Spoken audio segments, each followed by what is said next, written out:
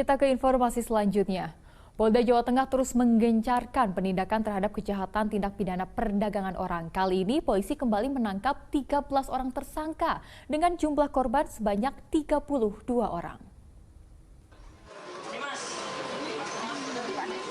Dalam pekan kedua bulan Juni, Polda Jateng kembali menangkap sebanyak 13 orang tersangka tindak pidana perdagangan orang dengan jumlah korban mencapai 32 orang. Tersangka terdiri dari direktur perusahaan pengerah ilegal serta perorangan. Dengan demikian, jumlah korban bertambah dari 1.305 menjadi 1.337 orang. Sementara total tersangka ditangkap sebanyak 46 orang dan 16 orang diantaranya dari perusahaan atau badan usaha. Sementara 30 tersangka lainnya berasal dari perseorangan seperti makelar, broker, atau sebagai jasa yang mengantarkan ke luar negeri.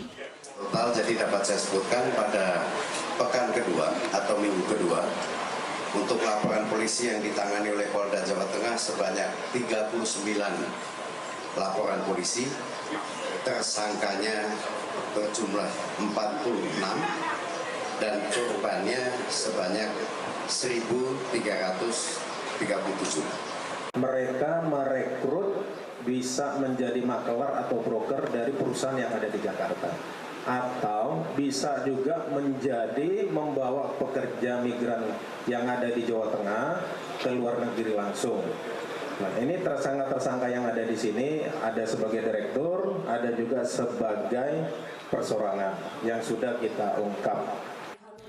Selain tidak memiliki izin dalam penempatan, para tersangka juga menggunakan visa wisata dan visa kunjungan bagi para calon pekerja migran. Waktu berangkat ke Jepang visanya apa? Visa kunjungan. Oh, visa kunjungan. Iya, katanya mau diantar sampai ke Jepang, sampai perusahaan, sampai tempat kerja, sampai asrama, Pak. Dan ternyata saya berangkat dari Bandara Soekarno-Hatta dilepas sendiri, Pak.